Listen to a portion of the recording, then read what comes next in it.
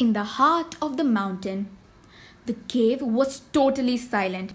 In fact, it was so quiet I could hear my own heartbeat. Babum, babum, babum, babum. I was terrified. Don't get me wrong, I like when it's quiet. I love a quiet library. But a quiet cave can be a whole different story. What if there was a monster waiting for me by the exit? Get a grip, Geronimo, I told myself. I forced myself to look around. I saw precious stones embedded in the walls. They sparkled like stars. This part of the cave was very hot. Maybe the dragon egg needed to be kept warm. As for me, I was sweating my fur off. First, it had been chilly. Now it was sweltering. Someone could catch a really bad cold with all these temperature changes. I kept walking until I spotted a large opening with daylight shining through. This had to be the exit that Pong had told me about. Cheese niblets, I was relieved. One more minute in that eerily silent cave and they'd be locking me up in the Mad Mouse Center.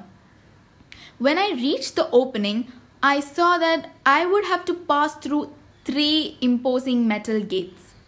The first was made of bronze, the second was made of silver, and the third was made of gold. Lucky for me, I didn't need a key or password to open the gates. They had already been broken in. The bronze one had been yanked back like it was made of rubber. Youch! Whoever did that must have really strong arms. The silver one had a lock that was completely scratched up. The scratches looked like giant claw marks. Finally, the golden gate was completely unhinged. Someone had lifted it off the wall. Whoever it was must have incredibly been powerful. Then, right as I was leaving the cave, I found a piece of fancy red fabric. Could it belong to whoever stole the dragon's egg? I left the cave feeling like I was completely in the dark. First, I still had no idea who the traitor was, and second, since I promised Pong I'd put on the blindfold again, I couldn't see a thing. Wah, wah, wah. After my investigation of the cave, I was more confused than ever. I felt like I was forgetting something. But what? I went to the library to think about things. When I got there, I wrote down all the strange things I had noticed. To enter the cave, you need to know the secret password. Only the most trusted of Sterling's colleagues know it. 2. The bars of the bronze gate were yanked open. Only someone with really strong wrists could have done that. 3. The lock of the silver gate was scratched. The scratches look like giant claw marks. The golden gate was lifted from its hinges. Only someone really powerful could have done that. Someone dressed in red was in the cave. Maybe the traitor wore a red outfit. I was still thinking about the cave when Firebreath 3 entered the library. He was sneezing so loudly I nearly fell off the bench I was sitting on. Achoo! I wondered how he had gotten such a terrible cold. I was about to ask when, without warning, he pulled out a tissue and began to sob hysterically. Wah, wah, wah, he cried. What a tragedy! The dragon egg is lost forever. He stomped his feet, sending a few books tumbling off the shelf. Wow, what a drama king! Even though tears were pouring out of Firebread's eyes, I still got the feeling he wasn't being genuine. He blew his nose loudly into his tissue. Honk, honk, honk. Then he glanced back to make sure I was watching him. When he leaned closer, I gagged. His breath reeked of onions. Something wrong? Firebread asked. I wanted to tell him he needed to brush his teeth, but I didn't want to be rude, so instead I mumbled, "You must like onions." "I hate them," he replied. "But I love spicy peppers." Even just thinking about peppers made Firebread drool. It was gross. But what happened next was even grosser. Something slimy dropped from the dragon's tissue. The onion tears. Why do onions make you cry? Because they contain amino acid sulfoxides. When you cut an onion, a sulfuric gas is released, which makes your eyes tear. Onions also contain some medicinal qualities. Some studies have shown onions help in lowering cholesterol and reducing the length of common cold. Firebread picked it up, but I had already seen what it was. It was a piece of onion. I couldn't believe it. Firebread had been using the onion to make his eyes tear up. I knew all that loud, sobbery boo-hooing was way over the top. Now I just have to figure out why. Why was Firebread faking his crying? I knew only one thing for sure.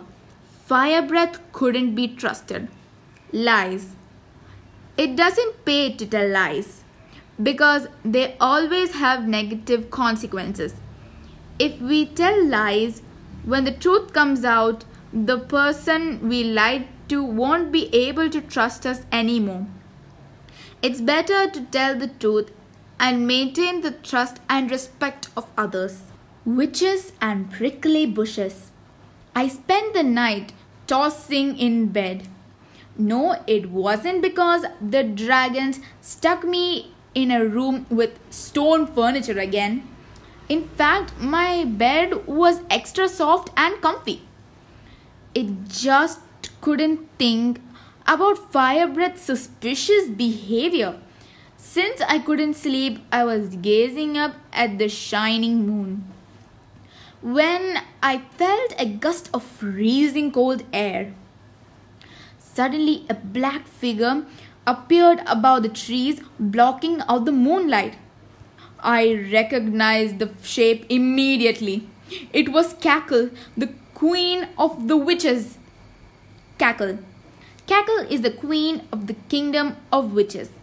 She is the never-named, the Black Queen, the Lady of the Chills, the Empress of Nightmares, the Sorceress of Sorcerers, the Teacher of Spells, the powerful mistress, the witchiest witch, the Lady General of Dark Army, she who commands the terror and governs the creatures of the night. Ouch! I shrieked. Without realizing it, I had twisted my tail into a knot. I rushed out of the room, completely forgetting that dragon houses don't have stairs. I fell and landed in a prickly bush.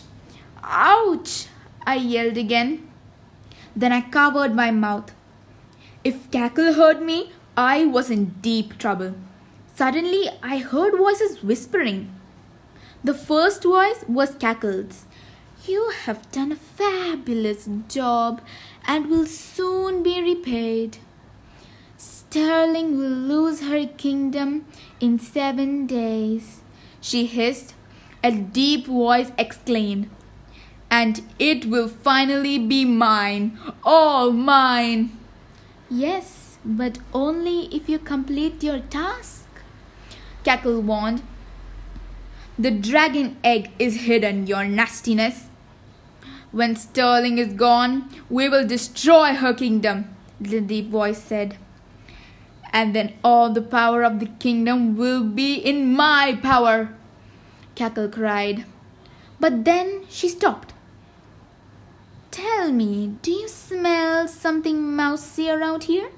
She asked. I didn't stay to hear the answer.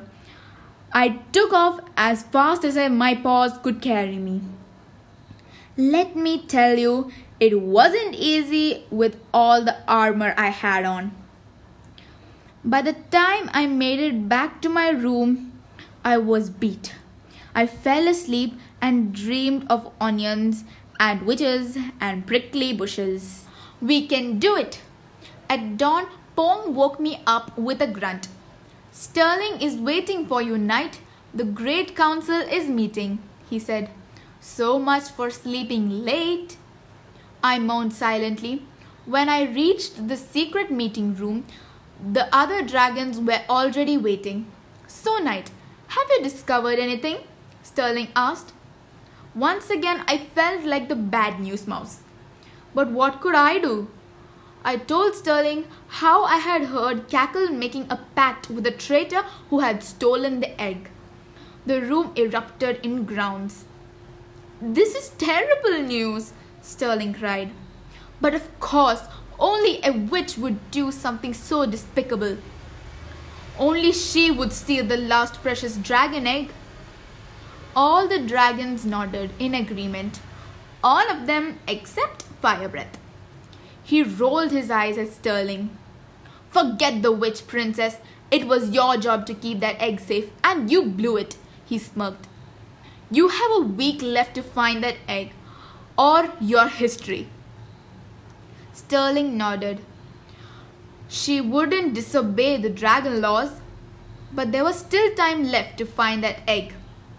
Knight, you must leave immediately to find the egg. Only you will be successful on this horrifyingly dangerous mission, she insisted. I turned pale. Horrifyingly dangerous? I almost fainted just thinking about it. But before I could explain that I was not the right mouse for the job, Sterling continued. Who wants to go with the knight on his dangerous mission? She asked. At first, no one said anything. Then a squawky voice said, I will. Skibblehopper popped up from under the table. You shouldn't be here, Sterling said softly. But you are a devoted friend to the knight. You may go with him. At this, Skibblehopper began leaping around the room happily and chattering away. I wanted to protest. Skibblehopper is such a chatterbox. He can drive a mouse up a clock. Still, no one else wanted to come along. Plus, I thought about it and I realized Skibblehopper really was a good friend. He had helped me before in the Kingdom of Fantasy, and this time I had a feeling I'd need all the help I could get. Friends are fab, mouse. You can have lots of different types of friends. Some may be very talkative, some may be quite shy and quiet. Doesn't matter if they are not exactly like you. What's important is that you care about each other. We left right away. Sparkle and the Dragon of the Rainbow waited for us at the top of hill. At that moment, Sterling appeared.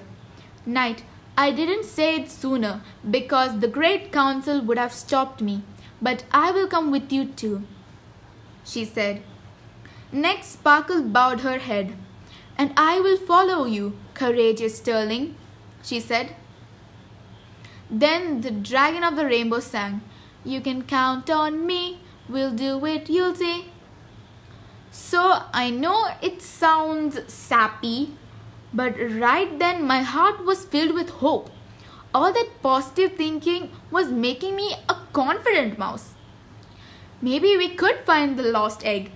Maybe we could help save Sterling from banishment. We'll call ourselves the Company of the Silver Dragons, I announced. Let's go! I took one pause step. Then I stopped. My whiskers drooped. There's only one problem, I confessed. I have no idea where we're going. But just when I was feeling like a total failure, I spotted something overhead. A white-winged horse with a scroll tied around its neck landed in front of us. Bowing its head, it said, "Knight, I have a message for you from Blossom, the Queen of the Fairies." I unrolled the scroll and read the message. It was written in Fantasian language.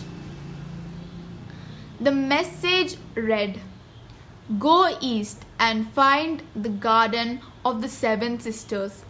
What garden? What sisters? I had no clue what the message meant. Still, I didn't want everyone to think I was a total nincompoop as a leader, so I said, we must go east. Let's fly toward the rising sun. Follow the sun. If you are lost and don't have a compass, all you need to do is look for the sun. The sun always rises in the east and always sets in the west. In search of the lost egg. I hate flying. I climbed onto the back of the dragon of the rainbow with Skibblehopper right behind me. Sterling mounted Sparkle. Then we shot off into the rising pink dawn sky. I would tell you it was a beautiful sight, but I had my eyes squeezed shut. Oh, how I hate taking off and landing and, well, everything about flying. And when I fly on a plane, I hate sitting by the window because I'm afraid to look outside. But I also hate sitting on the aisle because I'm afraid I'll get sick and the whole plane will see me. Flying on a dragon is even worse. There are no windows and no air sickness bags. Cheese niblets, it's scary.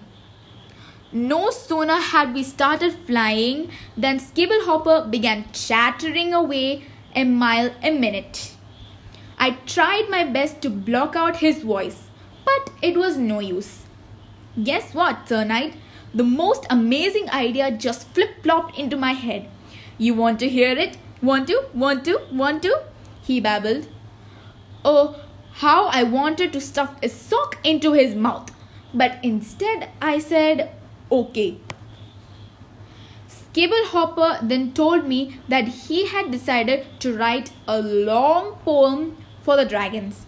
I'll work on it as we fly, he croaked. For the next couple of hours, he recited one bad line after the next. I wanted to scream. To calm my nerves, I tried concentrating on Blossom's mysterious message. I had so many questions. Who were the 7 sisters? Where would I find them? I was concentrating so hard, I barely heard Skibblehopper's voice chattering away behind me. But then I felt him tapping on my armor. Want to hear my poem so far, Knight? He babbled. I ignored him, but he yelled in my ear, Knight! I was so surprised I lost my balance. I would have splattered on the ground if the dragon of the rainbow hadn't grabbed my tail. Cheesecake. Now I knew why I never went on those crazy rides on the Scampertown Carnival. Who would want to swing upside down by their tail on purpose? I was so terrified I couldn't even squeak. But then, as I stared in horror at the approaching ground below, the clouds parted and I saw an incredible sight. It was a garden. Could we be so lucky? Could it really be the garden of the seven sisters? The garden of the seven sisters. A few minutes later, we landed in front of a glittering golden gate. Next to the gate was a golden plaque with some writing on it. It was written using the Phattasium alphabet. My head was still spinning from my upside down ride, so Sterling read the words aloud. Here you enter alone but leave together. What did that strange message mean? I stared at the gate. It was locked and could be only opened with a key. I was trying to figure out where I might find the key when I heard a little voice. Psst, psst, psst. I looked around. I didn't see anyone. Did anyone hear a little voice? I asked. My friends looked at me as if my cheese had spilled off my cracker. Just then I heard the voice again. Hey you! You with the funny armor! I blinked. I still couldn't see where the voice was coming from. I started to panic. Maybe I really was cracking up. I was hearing little voices. What next? Would I start singing nursery rhymes? But right then I saw something. It was a spider web. As I peered closer at the web, I spotted a little ladybug. The ladybug was waving at me frantically. She was trapped in the web. Very carefully, I plucked the ladybug from the strands of the web. She was so happy she danced a little jig. Oh, thank you. You saved my life, she exclaimed. 1 minute in that web and I would have been lunch meat. That spider has the biggest appetite ever. He's a non-stop munching machine. I mean, he should really learn how to pace himself. It's so unhealthy to eat like that. The ladybug spoke so fast my head was spinning. I was going to respond, but I couldn't get a word in. You must be the 12th night, she went on. They said you are brave and kind. Oh, where are my manners? I forgot to introduce myself. My name is Bitsy Luckybug, and as you can see, I am a pretty lucky bug. I am the princess of the kingdom of Greenfields. Suddenly she frowned. Knight, I hate to be a bother, but can I come with you? I just know that the spider is after me, she cried. I told Bitsy we'd love to have her. Bitsy clapped her hands. Then she grew serious. Now, I must tell you some bad news, she said. You have reached the garden of the seven sisters. Unfortunately, dragons are not allowed inside. We were all upset about separating from the dragons, but we had no choice. Sterling had the dragons to leave, but to return immediately when they heard the sound of her flute. Bitsy Luckybug, the princess of the kingdom of Greenfields. Bitsy Ladybug is the princess of the kingdom of Greenfields. She is a small ladybug with a kind heart. Her palace lies within a poppy, and she is always happy. She has a tendency to speak very, very fast. So listen closely to her or you might miss something. Bitsy appreciates beauty even in the smallest things around her. She considers herself incredibly lucky and has the ability to pass on her lucky feelings to others. Bitsy is very smart and speaks many bug languages, including Sidiatus, Antis, Grasshoppish, Roachish, and Wormish. Even though she is small, she is very brave. There is only one thing that fills her heart with dread: spiders. Spiders work for the evil cackle. And for quite some time, they have been a threat to the ladybug population. The minute the dragons left, I began to worry.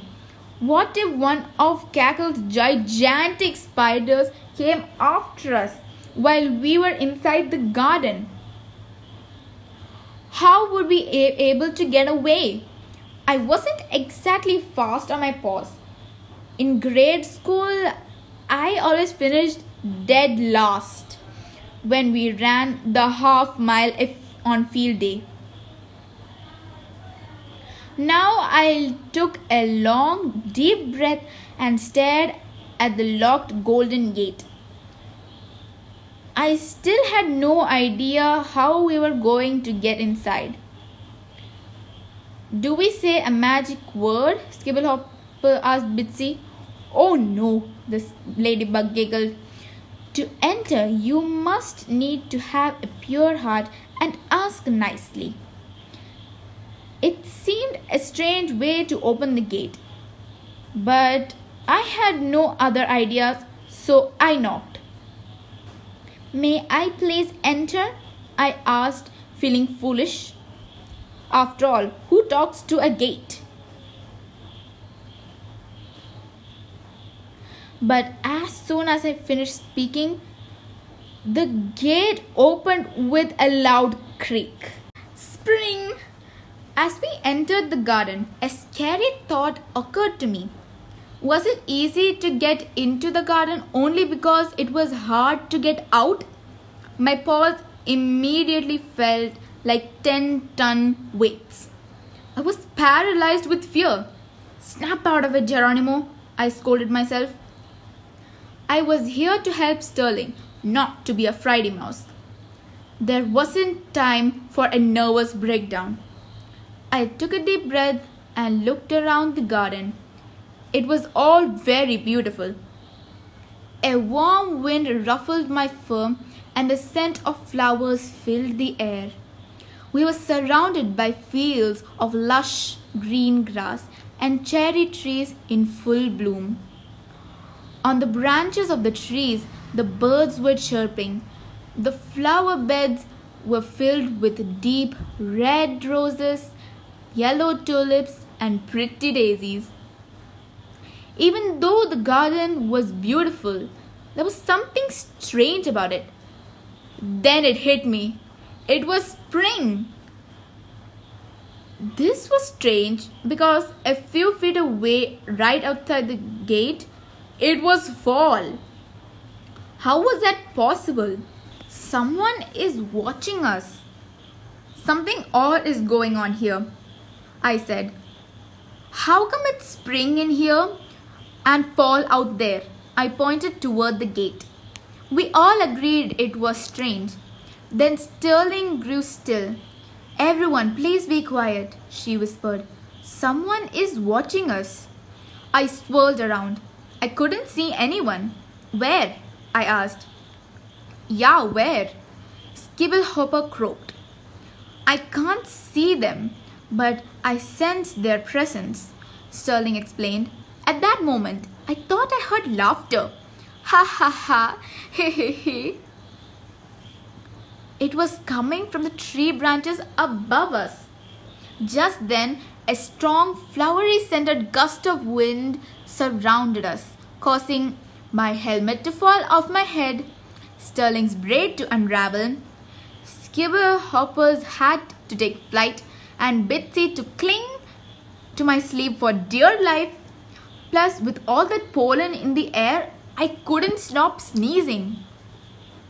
A moment later, surrounded by a cloud of scented petals, two graceful creatures appeared. One had wild blonde hair and the other had long hair filled with flowers. They both bowed.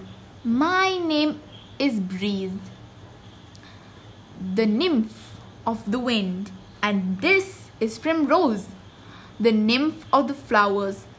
The one with the blonde hair said, "We are the youngest of the 7 sisters. Welcome to our garden." Breeze grinned at me impishly. Then she blew a gust of wind that ruffled my fur. Primrose and Breeze. Primrose and Breeze are the nymphs that make the spring season burst into bloom. Primrose is sweet and makes the flowers blossom. Breeze is spunky and brings the spring wind. Night, the spring wind had brought me news of your problems. I know that you are on a dangerous mission. I know that the princess of the silver dragons has been betrayed and that the dragon egg has been stolen, she said. Next, Primrose smiled at me and I was overcome with the scent of flowers. Achoo! I sneezed right into her face. How embarrassing! She politely pretended not to notice, then said, Knight, I know that you are in need of help. We would like to give you some gifts and some precious advice. But her voice trailed off. I stared at her anxiously, waiting for her to continue. But, I coaxed, but, she replied slowly. But what? I screamed inside my head. But she wasn't going to give me the gifts because she didn't like my fur. But she wanted to eat lunch first. But Santa Claus was coming to town. Finally, when I thought I would explode with curiosity, she said, But before you can go on your way to the next part of the garden, you need to pass a tiny little test. Would you like to volunteer? Everyone else took a step backward, so it looked like I had to volunteer. I started to sweat. The two nymphs looked nice enough, but what if this was all one big trick?